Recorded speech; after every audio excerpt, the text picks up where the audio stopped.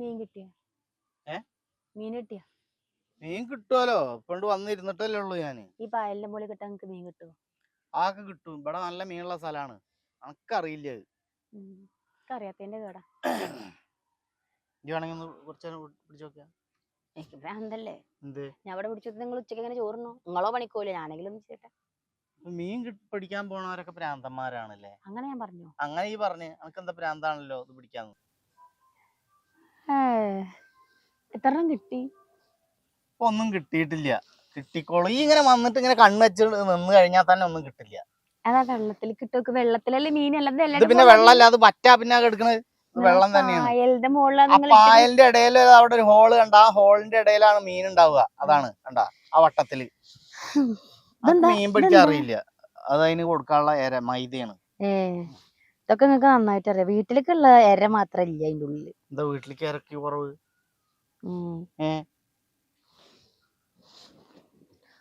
അവിടെ എല്ലാ സാധനങ്ങളും നിറഞ്ഞിരിക്കുക. അവിടെ നിറഞ്ഞിരുന്നോട്ടെ. ഇതൊന്നും ഉണ്ടായിരിക്കും, ഇതൊന്നും പിടിക്കാൻ സമ്മതിക്കും. ഇതൊന്ന് പണിക്ക് പോന്നു. നിങ്ങൾ ഈ ചെറിയ കുട്ടികളെ പോലെ എങ്ങനെയൊക്കെ ചെയ്ത എന്താ കണ്ടിക്കണ്? ഇതൊന്നും ഉണ്ടായിരുന്ന ഇത് പിടിച്ചിട്ട് ഇങ്ങനെ ഇരിക്കാന്ന് പറഞ്ഞു കഴിഞ്ഞാൽ ഒരു ക്രൈസാണ്, ഒരു സുഖാണ്. കാരണം മീൻപിടുത്തം എന്നൊക്കെ പറഞ്ഞു കഴിഞ്ഞാലേ ഇജ്ജ് വിചാരിക്കണ മാതിരിയല്ല. എന്തൊക്കെ ഒന്ന് പറഞ്ഞു തരാം, നിങ്ങൾക്ക് അറിയാൻ ചോദിക്കാൻ. ഒരു സുഖാണ്, ഒരു ക്രൈസാണ് ചിലവർക്ക്. എനിക്ക് ആ ഒരു ക്രൈസ് ഉണ്ട്. പക്ഷെ കുടുംബത്തെ സാധനം ഇല്ലെങ്കിൽ എന്താ ചെയ്യാ? കുടുംബത്തിൽ എന്ത് സാധനക്കുറവ്? എന്താ അവിടെ ഉള്ളത്? ഇന്നലെ മാധവേട്ടന്റെ കടയിൽ പോയിട്ട് സാധനമൊക്കെ വാങ്ങിക്കൊടുത്താ കൊത്തി അത് പോയി. അപ്പ ചെലച്ച് വന്നിരുന്നിട്ട് അപ്പൊ അത് പോയില്ലേ? ചെറിയ കുട്ടികളെ പോലെ അങ്ങനെ മീനും പിടിച്ചിട്ട് ഇങ്ങനെ ഇരുന്നോ? ഇത് നടക്കണ കേസല്ലട്ടാ. കാര്യം തീർത്ത് പറഞ്ഞുതരാ. ഇതൊന്നു നിങ്ങളെ പെങ്ങളിലെയാണ് തറവാട്ടിൽ കെട്ടിക്കാൻ കാത്തിരിക്കണത്. ഇന്റെ അല്ല. എനിക്ക് ഒരു പ്രശ്നമില്ല. എന്റെ കുടുംബത്തിൽ എല്ലാരും കല്യാണം കഴിഞ്ഞിരിക്കണം. അതൊക്കെ സമയമാകുമ്പോൾ നടന്നു. ആര് നടത്തണേ? നിങ്ങളിങ്ങനെ മീൻ പിടിച്ച് നടന്ന കുടുംബത്തേക്ക് നടന്നില്ലേ? അന്നയാണ്ട് കൊടുന്നില്ലേ? അതിലും ഇതൊന്നുമല്ലല്ലോ. അതാണ് കൊണ്ടുവന്നതല്ലെന്നോ. ഇത് പെണ്ണിനെ പറഞ്ഞേക്കണ്ടേ? ആക്കണ്ട് നടന്നോളൂ. ഈ എന്തിനാണ് ഇങ്ങനെ പറയണത്? ആൾക്ക് പിന്നെ എപ്പോഴെങ്കിലും പറഞ്ഞാൽ പോരാ. ഒരു മീൻ പിടിക്കാൻ കുത്തിരിക്കണ നേരത്തെ ഒരു പണി ചെയ്യാണ്. മീൻ പിടുത്ത ഒരു തൊഴിലും കൂടിയാണ്, അത് ഈ മനസ്സിലാക്കണം. മത്സ്യബന്ധനം. ഇതൊന്നും ശരിയല്ലട്ടാ. ഏതൊന്നും ശരിയല്ല? ഇതൊന്നും ശരിയല്ല. അത്ര പറയാനുള്ളൂ. ഇതൊന്നും ശരിയല്ല. അവനാരെ കുടുംബത്തേക്ക് എന്തെങ്കിലുമൊക്കെ ഉണ്ടാക്കാനായിട്ട് നിങ്ങൾക്ക് നയിക്ക് പോയി പണിയെടുക്ക് പോയി കൊടുക്കും. ഇതിന് എന്താ കിട്ടും നിങ്ങൾക്ക്?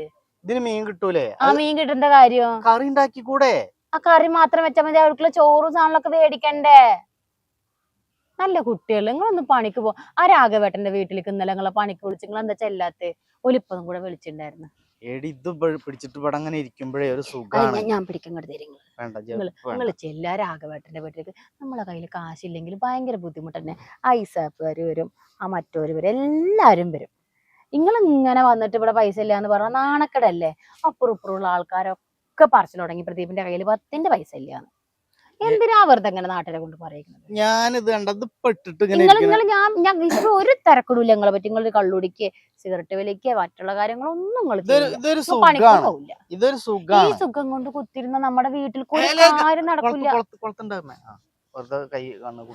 നിങ്ങൾ നീച്ച കേട്ടാ. നിങ്ങൾ പണിക്ക് പോകും. പറഞ്ഞതൊന്ന് കേൾക്ക്. ഇതൊക്കെ നമുക്ക് 11 മണിയായില്ലേ? 11 മണി ആയിക്കോട്ടെ, കുഴപ്പമില്ല. 11 മണിയൊന്നും ആയിട്ടില്ലേ? 10 ആയിട്ടുള്ളൂ.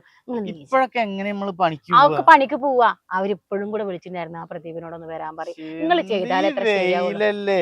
നിങ്ങൾ എന്തെങ്ങനെ ഇത് എന്ത് വെയില? ആ ചുമരണ്ട ഒരു സൈഡ് അടിക്കല്ലേ വേണ്ടുള്ളൂ. നിങ്ങളൊന്ന് ചെന്ന് നോക്കി. പെയിന്റിന്റെ മണം എടുക്കുമ്പോ തന്നെ എന്തോ പോലെ. നിങ്ങൾ മാസ്ക് ഇട്ടാൽ മതി. നിങ്ങൾ ഇങ്ങനെ ഓരോ പണി പറഞ്ഞാൽ എന്താ കണ്ടിക്കണം? നിങ്ങൾക്ക് ആകെ അറിയാവുന്ന പണി പെയിന്റ് പണിയാണ്. അല്ലെങ്കിൽ നമുക്ക് വേറെ എന്തെങ്കിലും പണിക്ക് പോകുന്ന നിങ്ങളെ.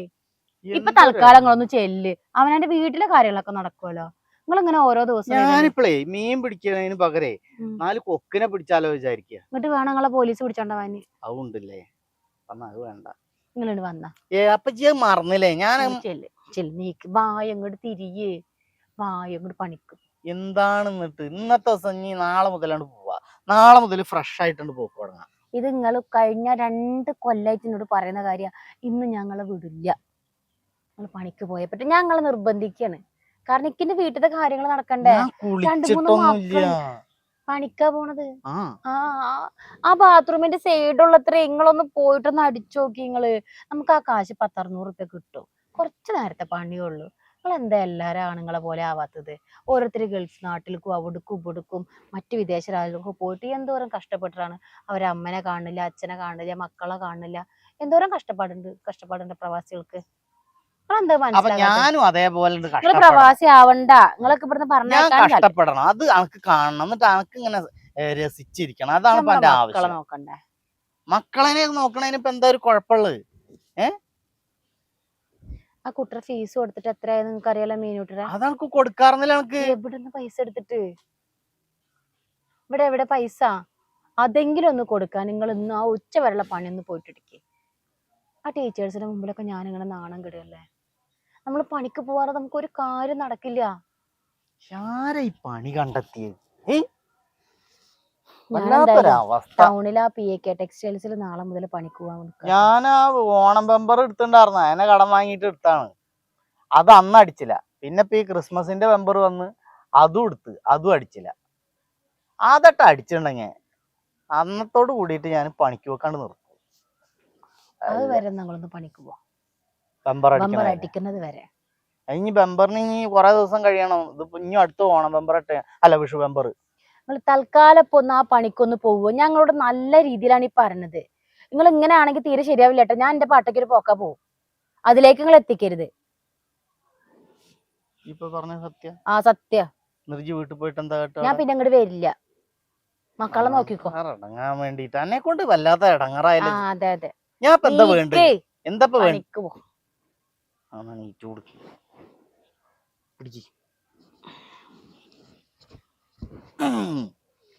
വല്ലാത്തൊരു കഷ്ടം കിട്ടാ എന്നെ കൊണ്ട്. ഒരു മീൻ പിടിക്കുന്ന ആളായിരുന്നു ഞാൻ. ഇപ്പൊ എന്റെ ചൂണ്ടലെവിടെ? എടുത്തിട്ട് വേണ്ട, ചൂണ്ടലും വേണ്ട, ഒന്നും വേണ്ട. അറിഞ്ഞോട് എന്തൊരു മടിയാ.